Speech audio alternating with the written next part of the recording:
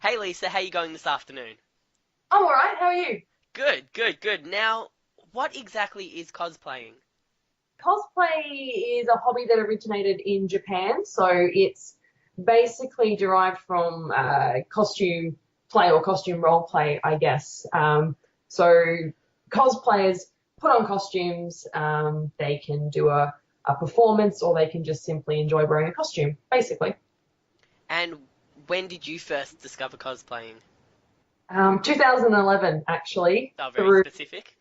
Yeah, I remember it. I remember it quite well, actually. Only because there was an actor going to a convention that I really wanted to see, and I got a costume purposely for that, and didn't really stop cosplay. So obviously you found a hobby you enjoyed. Oh yeah, love it, and lots of friends as well, which kind of helped drive the love of that. What was it that drew you to becoming a regular cosplayer? I honestly didn't go into it thinking that it would be something I'd do for very long. But I made some friends that actually invited me back with them for the next convention, and they had a group they were doing and said, come on, be a part of it. And I did just because I didn't really have any other plans. And after that weekend, I had just so much fun with these people that we were making plans for the next one, and then for the next one after that. And it just continues to spiral. Every single convention you do, you're planning for the next one. So it's a difficult habit to break, actually. Is there a big cosplaying community in Australia if you actually try and look for it? I guess there is. Once you start getting, I guess, more involved in the community, you start to sort of see how big it is. Originally, when I started cosplaying, I don't think it was as big, but I also didn't know as many people, so I didn't really grasp the whole size of the community. And I've, like I said, been doing it since 2011, so that's a few years now. And now that I'm meeting more people, I'm meeting more people through them, and I'm seeing the competitions, and I'm just beginning to see just how big it is. But it's also growing as well, which is definitely helping. You cosplay as a few different characters. I've seen you on Facebook and you've got a whole range of costumes. How much effort goes into making a costume from scratch? It really depends on the costume, and also depends on your skill level as well. So there's some people that can pull off some really extravagant, amazing, in-depth costumes, and they do it in a week.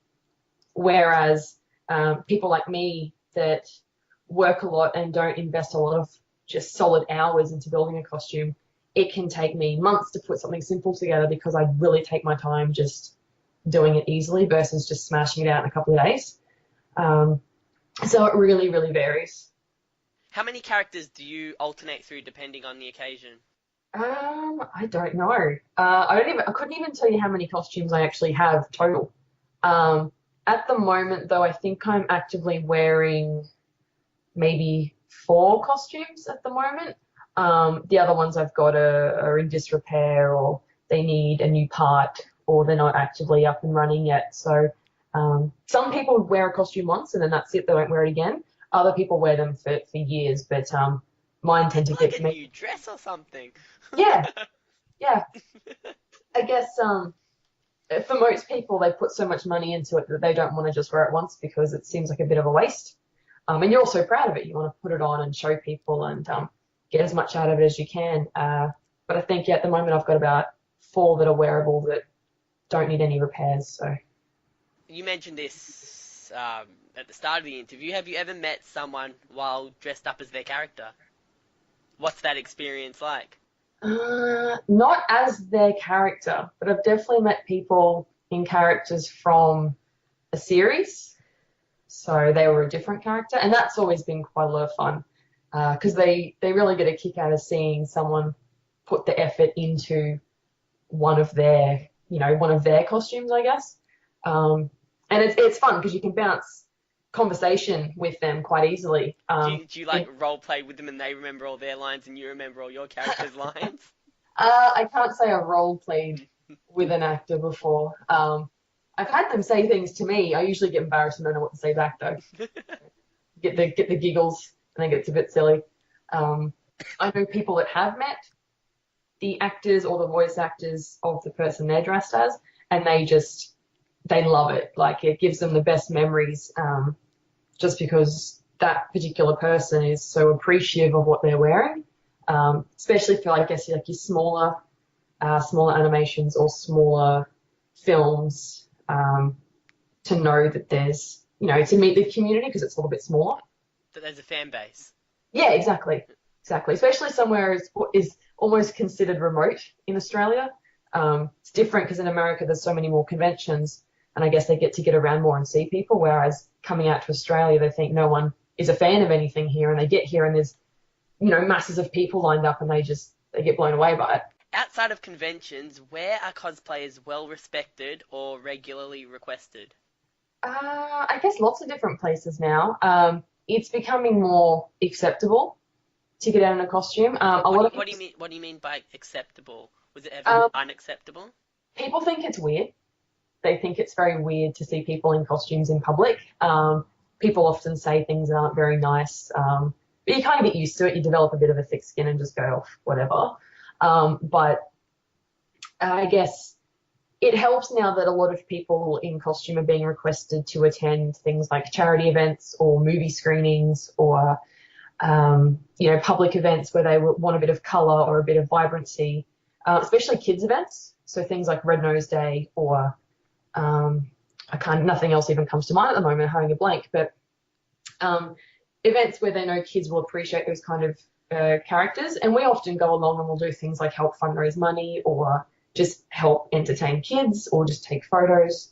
And that's really helping because people are seeing us out and about more often, which makes it, I guess, a little bit more socially acceptable. Is cosplaying restricted to a certain age group? Definitely not. Definitely not. I know little kids that cosplay by choice. A lot of people actually think their parents force them into it, but I'd like to say that the children are usually the first ones to say, Daddy, can I dress up as a stormtrooper? And they go and make this, for them, and it's great. But I also know people that are old and grey that dress up as Jedis and get around conventions, and I think it's brilliant, absolutely brilliant. What do your parents or family think of you cosplaying? Were they ever against it?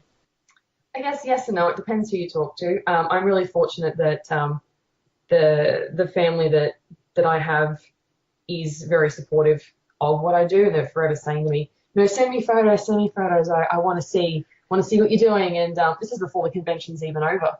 So they're constantly chasing me up for pictures. I've actually seen them out at events, and they haven't realised that it's me until I take off my helmet that I'm wearing. Oh, you reveal your identity. That's Yes. against the rules. Not when you can't breathe in the helmet. It's not.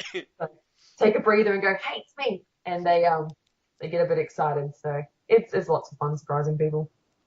Do some cosplayers get competitive when it comes to making a costume? If you meet someone that's in the same costume, will they automatically drift towards the comparisons between your costume and their costume? You mean in a negative way? Either in a funny way or in a negative way. What's kind of the comparisons between a fun competitive way and a negative way? I guess as in most communities, there is always going to be a negative and a positive. So some people will make a comparison, but for the most part, people are really excited to see someone else that shares their same, likes.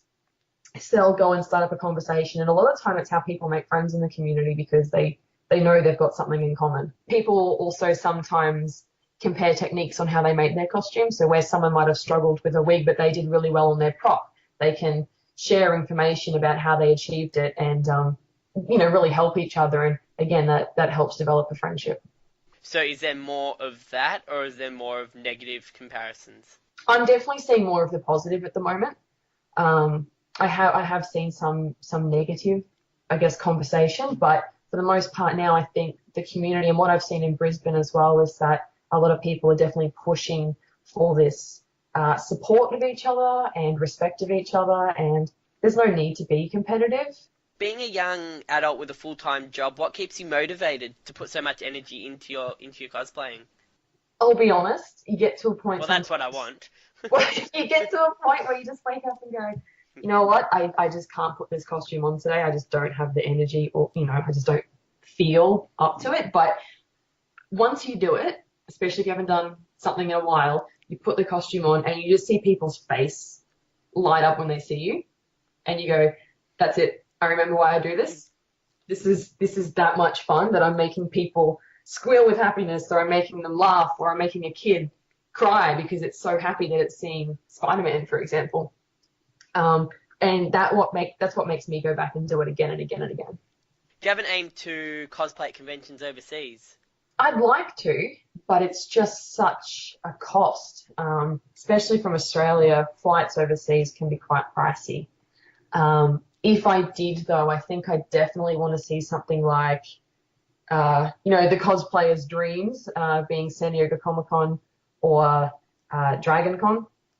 It's another one. Huge amount of cosplayers go there. Some very, very intricate costumes as well. So it's a good visual feast, I suppose.